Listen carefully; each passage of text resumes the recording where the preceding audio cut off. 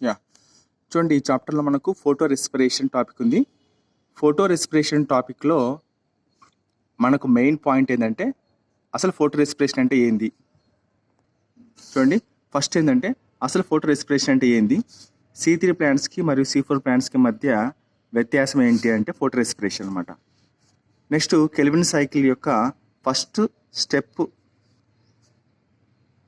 ఉంది కదా, అదేంటంటారంటే first carbon dioxide fixation step అంటారు. అదేంటంటే ఇదనమాట. RUBP అనే కాంపౌండ్ కార్బన్ డైఆక్సైడ్తో కలిసినప్పుడు ఇక్కడ రుబిస్కోన్ ఎంజైమ్ సహాయం చేస్తుంది. అప్పుడు మనకి ఏమైనా పడుతుంది అంటే 2 molecules ఆఫ్ ది 3PGA అనేది ఏర్పడుతుంది అనమాట. ఇక్కడ RUBP యొక్క కార్బన్ కాంపౌండ్ ఎంత అంటే 5C కార్బన్ కాంపౌండ్.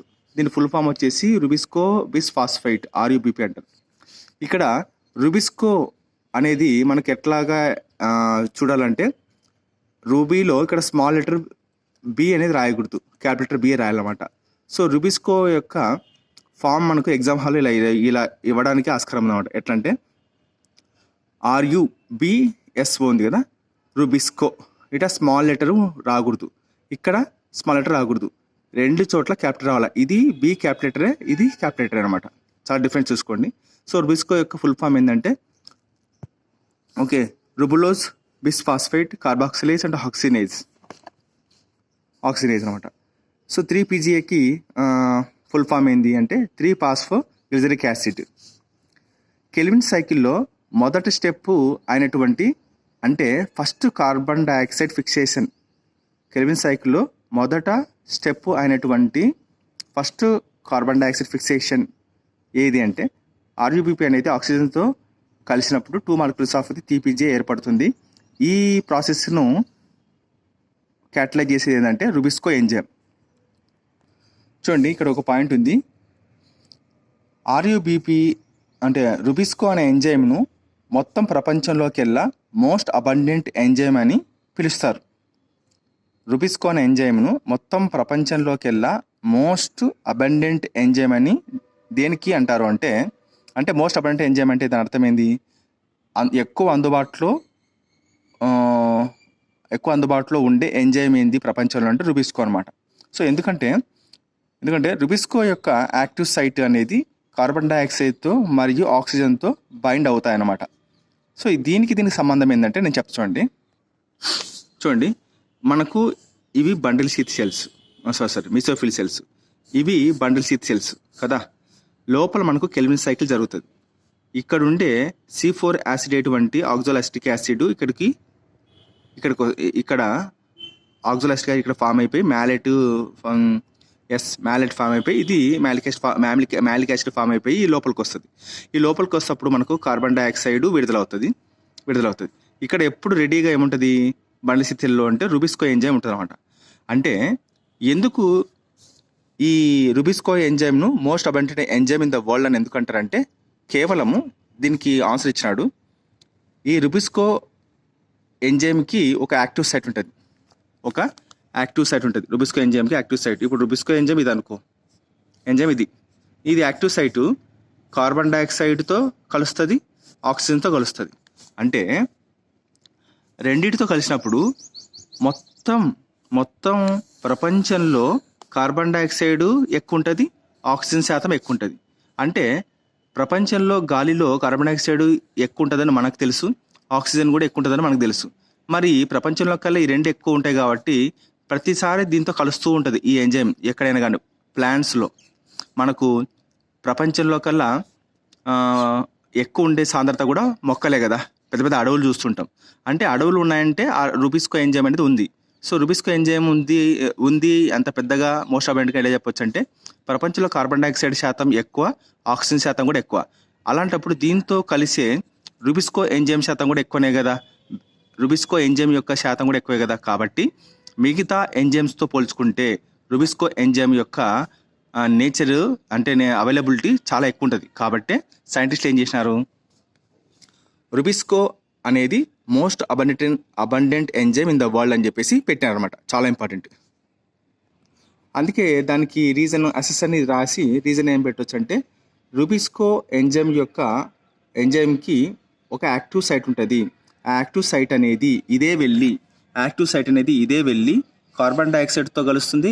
ఈ యాక్టివ్ సైట్ వెళ్ళి ఆక్సిజన్తో బైండ్ అవుతుంది. ప్రపంచంలో దీని శాతం ఎక్కువ, దీని శాతం ఎక్కువ కాబట్టి ఆటోమేటిక్గా దీని శాతం కూడా ఎక్కువ ఉన్నట్టు లెక్క. అందుకే మోస్ట్ అబండెంట్ ఎంజైమ్ అని చెప్పేసి అన్నారన్నమాట.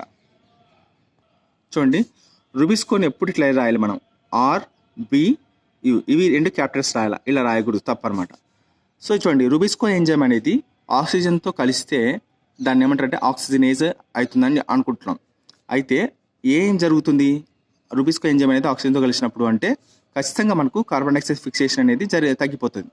సో నేను చెప్పినా కదా ఇక్కడ రుబిస్కోన్ ఎంజైమ్ ఆక్సిజన్తో కలిసి యాక్చువల్గా కార్బన్ డైఆక్సైడ్తో కలసాల. ఒకవేళ పొరపాటున ఆక్సిజన్తో కలిస్తే ఏమైతే ఇంకా ఏంది కార్బన్ డైఆక్సైడ్ శాతం ఏంది తగ్గిపోతుంది లెక్క ఇక్కడ అట్టనమాట. అంటే ఏంది ఇక్కడ జరగదు, నేను చెప్పి C3 సైకిల్లో జరుగుతుంది. ఇది ఆక్సిజన్తో కార్బన్ డైఆక్సైడ్తో కలవకోకుండా ఆక్సిజన్తో కలిస్తే మనకు ఇక్కడ ఉండే కార్బన్ డైఆక్సైడ్ శాతం తగ్గిపోతుంది. అప్పుడు ఫాస్ఫోరైలేషన్కి దారితీస్తుంది C3 ప్లాంట్స్ అనమాట. అది సో దీని అర్థం ఏంటంటే ఇండైరెక్ట్గా కార్బన్ డైఆక్సైడ్ ఫిక్సేషన్ C3 ప్లాంట్స్లో తగ్గిపోతుంది. కానీ C4 ప్లాంట్స్లో జరగదులేండి, C3 ప్లాంట్స్లోనే జరుగుతుంది అది. ఇక్కడ ఒక పదం ఉంది, రుబిస్కో అనేది much greater affinity to carbon dioxide than oxygen అన్నాడు. అంటే కార్బన్ డైఆక్సైడ్కి అఫినిటీ ఎక్కువ చూపిస్తుంది అంట రుబిస్కో ఎంజైమ్, దేంతో పోల్చుకుంటే ఆక్సిజన్తో పోల్చుకుంటే. అంటే అసలు అఫినిటీ అంటే ఏంటి అంటే, ఫర్ ఎగ్జాంపుల్ మనకు ఒక చోట కార్బన్ డైఆక్సైడ్ శాతము ఇలా ఉంది అనుకుందాం, ఒక చోట ఆక్సిజన్ శాతము ఎంత ఉందా అంటే ఇది ఒక 70% ఉంది, ఇదేమో 65% ఉంది. సో ఇవి వెళ్ళి వాటిని రుబిస్కో ఎంజైమ్కి అటాచ్ అవ్వవు, గుర్తుపెట్టుకోండి. ఓకే, ఇదే వెళ్ళి ఏది రుబిస్కో ఎంజైమ్ వెళ్ళి సాధారణంగా సహజ సిద్ధంగా ప్రకృతి ప్రసాదించిన వరంగా ఏం చేస్తా అంటే ఇదే వెళ్ళి ఎఫినిటీ అంటే ఏంటంటే సహజంగా అనుబంధాన్ని ఏర్పరచుకుంటుంది దేంతో, కార్బన్ డైఆక్సైడ్తో. సో రుబిస్కోనే ఎంజైమ్కు మోర్ ఎఫినిటీ అని ఎందుకు అంటున్నారంటే దీనికి సహజంగానే కార్బన్ డైఆక్సైడ్తో ఎప్పుడు కూడా అనుబంధం ఏర్పరచుకునేది ప్రకృతి ప్రసాదించి, కాబట్టి టక్కున కొంచెం దీనికి తక్కువ డిఫరెన్సెస్ ఉన్నా కూడా కార్బన్ డైఆక్సైడ్తోనే అటాచ్ అవుతుంది అనమాట. సో అటాచ్ అవ్వడం వల్ల ఏమవుతుందంటే ఫోటోఫాస్ఫోరిలేషన్ జరగకోకుండా కార్బన్ డైఆక్సైడ్ ఫిక్సేషన్ జరుగుతుంది అనమాట దేంట్లో, C4 ప్లాంట్స్లో. అది చెప్పేది. ఇంకోటి ఏమడిగినాడు అంటే ఒకవేళ ఇది ఇచ్చిన చూడండి, ఒకవేళ మనకు ఈ రుబిస్కో ఎంజైమ్ అనేది కార్బన్ డైఆక్సైడ్తో అటాచ్ కాకోకుండా లేకుంటే ఆక్సిజన్తో అటాచ్ కాకోకుండా అలాంటి ఎఫినిటీ లేకపోతే ఏం జరుగుతుంది అని అంటే ఏం జరుగుతుంది అంటే వీటి మధ్యన కాంపిటీషన్ ఏర్పడుతుంది. అంటే కార్బన్ డైఆక్సైడ్ ఏమంటుంది, నేను పోయి అటాచ్ అవుతా ఉంటుంది, ఆక్సిజన్ ఏమవుతుంది, నేను పోయి అటాచ్ అవుతా ఉంటుంది. సో వీటి మధ్య ఏది పోయి అటాచ్ అవ్వాలా అని నెక్స్ట్ ఏమైపడుతుంది అంటే కాంపిటీషన్ ఏర్పడుతుంది. సో బైండింగ్ అవ్వడానికి ఆక్సిజన్కి కార్బన్ డైఆక్సైడ్కి మధ్యన కాంపిటీషన్ ఏర్పడుతుంది. అప్పుడు ఈ కాంపిటీషన్లో నువ్వు ఇది ముందు పోవాలని ఏది డిసైడ్ చేస్తుంది, దేనికి అంటే రుబిస్కో ఎంజైమ్కు బైండ్ అవ్వడానికి ఇది వెళ్ళాలా అని డిసైడ్ చేసేది ఏంటంటే వాటి యొక్క relative concentration of the oxygen and carbon dioxide. అంటే దీనిలో ఎంత శాతం కార్బన్ డైఆక్సైడ్ ఉంది, దీనిలో ఎంత శాతం ఆక్సిజన్ ఉంది అనే దాన్ని ఏమంటారంటే relative concentration of carbon dioxide, relative concentration of the oxygen. ఈ 2 ఫ్యాక్టర్స్ అనేటివి అవే డిసైడ్ చేసుకొని ఏది రుబిస్కో ఎంజైమ్కి వెళ్ళాలని చెప్పేసి అక్కడ డిసైడ్ అవుతాయి అనమాట. అట్లా ఎప్పుడు లేనప్పుడు రుబిస్కో ఎంజైమ్కు ఎఫినిటీ లేనప్పుడు కార్బన్ డైఆక్సైడ్ సైట్ అనమాట. సో నేచర్లో మనకు రుబిస్కో ఎంజైమ్కు సహజ సిద్ధంగానే కార్బన్ డైఆక్సైడ్ సైడ్ వెళ్ళి సహజ సిద్ధంగా అనుబంధం ఏర్పరచుకునే శక్తి ఇచ్చాడు కాబట్టి దేవుడు రుబిస్కో ఎంజైమ్ దీనికి వెళ్తుంది. ఒకవేళ అది లేకపోతే కాంపిటీషన్ ఏర్పడుతుంది. కాంపిటీషన్ ఎలా ఏర్పడుతుంది అంటే ఏది శాతం కాన్సన్ట్రేషన్ ఎక్కువ ఉందో అది పోయి బైండ్ అవుతున్నాడు, అది ఇక్కడ చెప్తున్నాడు పాయింట్. ఓకే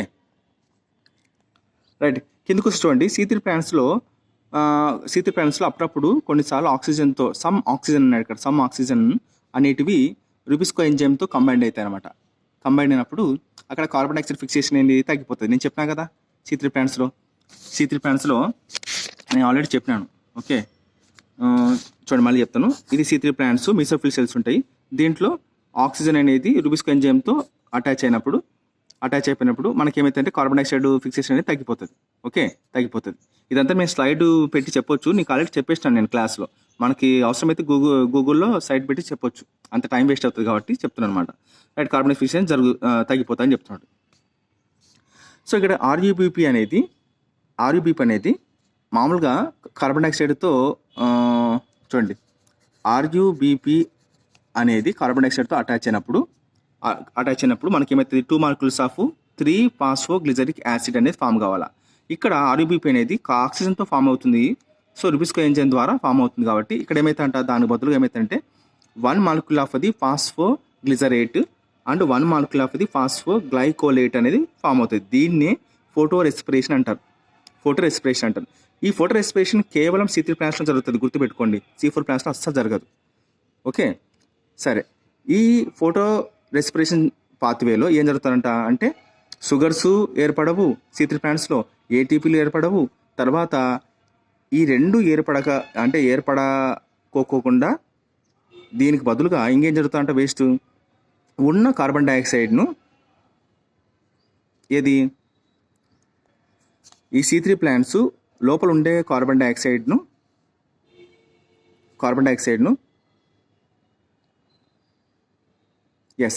లోపల ఉండే కార్బన్ డైఆక్సైడ్ను బయటికి పంపిస్తాయి అన్నమాట. అంటే ఆక్సిజన్ని లోపలికి తీసుకుంటాయి. అది కూడా ఉన్న ఏటీపీస్ని ఉపయోగించుకొని. చూడండి, C3 ప్లాంట్స్లో షుగర్స్ ఫామ్ కావు, ఏటీపీలు కొత్తగా ఫామ్ కావు. C3 ప్లాంట్స్లో ఉన్న కార్బన్ డైఆక్సైడ్ మొత్తం బయటికి పంపిస్తాయంట. సో బయటికి పంపిస్తే ఈ బయటికి పంపించడానికి లోపల ఆల్రెడీ C3 ప్లాంట్స్ లోపల ఏటీపీస్ ఉంటాయన్నమాట. ఈ ఏటీపీస్ని తయారు చేయకపోగా ఉన్న ఏటీపీస్ని యూటిలైజ్ చేసుకొని ఉన్న కార్బన్ డైఆక్సైడ్ని బయటికి పంపిస్తాయి. అంటే లోపల ఏమున్నట్టు, ఆక్సిజన్ ఉన్నట్టు అర్థమైంది, ఫోటో రెస్పిరేషన్కి అయినట్టు అనమాట. అది ఇక్కడ మనకు ఇది ఎగ్జామ్ హాల్లో ఇస్తాడు. Release of carbon dioxide C3 ప్లాంట్స్లో జరుగుతుందా అంటే జరుగుతుంది. మనకు కార్బన్ డైఆక్సైడ్ లోపల యూటిలైజ్ కాదు C3 ప్లాంట్స్లో. ఓకే, C3 ప్లాంట్స్లో కార్బన్ డైఆక్సైడ్ బయటికి వెళ్తుంది, గుర్తుపెట్టుకోండి. లోపల ఉండే ఆల్రెడీ ఉన్న ఏటీపీస్ని ఉపయోగించుకొని పంపిస్తుంది అన్నమాట. అంటే ఏ పనులు చేయకపోగా ఇది మరి ఇంకా పెద్దది అనమాట, పెద్ద వేస్ట్ ప్రాసెస్. కాబట్టి ఈ ఫోటోసింథటిక్ పాత్వేను ఏమన్నారంటే వేస్ట్ఫుల్ ప్రాసెస్ అన్నారు. ఇంకోటి ఏంది అంటే ఈ ఫోటో రెస్పిరేషన్ పాత్వేలో మనకు ఏటీపీలు కొత్తగా తయారవ్వవు, NADPHలు కూడా కొత్తగా తయారయ్యవు అనమాట. Okay, there is no synthesis of ATP and NADPH. Synthesis అంటే ఏంది, తయారు కావన్నమాట. నెక్స్ట్ C4 ప్లాంట్స్లో మనకు ఫోటో రెస్పిరేషన్ జరగదని చెప్పినాను. ఎందుకు అంటే దాంట్లో ఎప్పుడు కూడా ఒక మెకానిజం ఉంటుంది అనమాట. అదేంటంటే they have a mechanism that increases the concentration of carbon dioxide at the enzyme site, అంటే రుబిస్కో ఎంజైమ్ సైట్ దగ్గర అనమాట.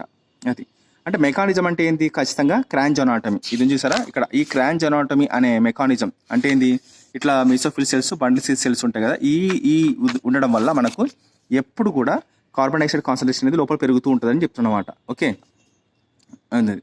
So this place when C4 acid అంటే C4 యాసిడ్ అనేది చూడండి ఇక్కడ ఉంది. ఇక్కడ C4 యాసిడ్ అనేది ఆక్సాలోఅసిటిక్ యాసిడ్ అనమాట. ఇది మ్యాలెట్గా ఫామ్ అయిపోతుంది. ఇక్కడ లేదు, మ్యాలెట్గా ఫామ్ అయిపోయి మ్యాలెట్ని ఇక్కడికి వస్తామట. సో బ్రేకప్ అవుతుంది. ఓకే, సో మీసోఫిల్ సెల్స్లో is broken down in the bundle cells. చూడండి, మళ్ళీ నేను చెప్తాను ఇక్కడ క్లారిటీగా. మనకు మీసోఫిల్ సెల్స్ ఉన్నాయి, ఇది బండిల్ సెల్స్ ఉన్నాయి. ఇక్కడ మనకు C4 యాసిడ్, ఇది C4 ప్లాంట్స్ అని చెప్పేది. ఇక్కడ C4 యాసిడ్ ఫామ్ అవుతుంది, అంటే ఆక్సాలోఅసిటిక్ యాసిడ్ ఫామ్ అవుతుంది. ఓకే, ఆక్సాలోఅసిటిక్ యాసిడ్ ఫామ్ అవుతుంది. ఈ అసిటిక్ యాసిడ్ ఫామ్ అయిన తర్వాత ఇది ఏమైతుందంటే మ్యాలెట్గా ఫామ్ అవుతుంది. ఇక్కడే ఈ మ్యాలెట్ అనేది ఇక్కడికి వచ్చిన తర్వాత ఇక్కడ ఏమైతుందంటే పగిలిపోతుంది బండిల్ సెల్లోకి. మ్యాలెట్ ఫామ్ అయ్యేది మాత్రం మీసోఫిల్ సెల్స్లోనే, పగిలిపోయేది మాత్రం బండిల్ సెల్లో ఫామ్ అవుతుంది, పగిలిపోతుంది. అప్పుడు కార్బన్ డైఆక్సైడ్ విడుదల అవుతుంది. దాంతోపాటు పైరువేట్ కూడా బయటకు వస్తుంది. ఈ కార్బన్ డైఆక్సైడ్ ఎప్పుడైతే విడుదల జరుగుతుంటుంది కదా, రుబిస్కో ఎంజైమ్ ఆల్రెడీ రెడీగా ఉంటుంది.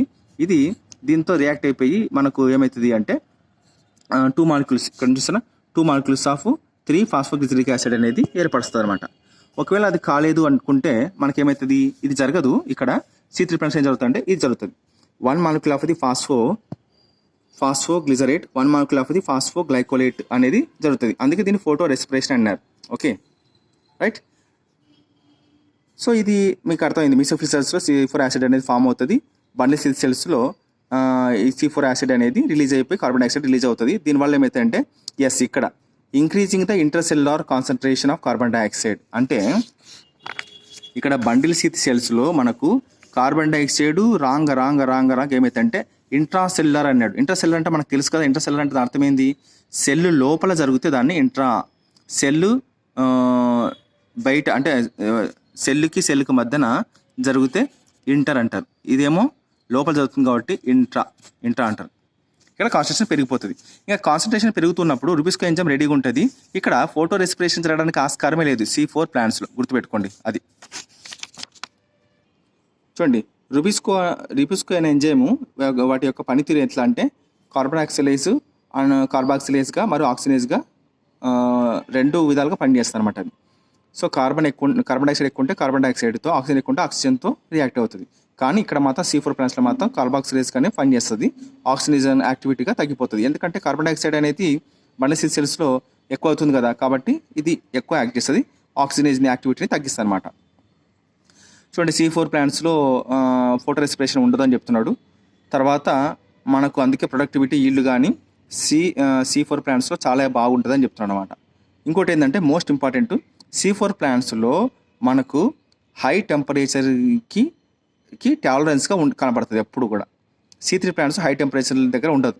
ఓకే, నేను నోట్స్లో చెప్పినాను నేను. Okay, C4 plants high temperature దగ్గర కూడా ఫోటోసింథసిస్ని సూపర్గా జరుపుతాయి. కానీ C3 ప్లాంట్స్కి మాత్రం ఆప్టిమమ్ టెంపరేచర్ కావాలి.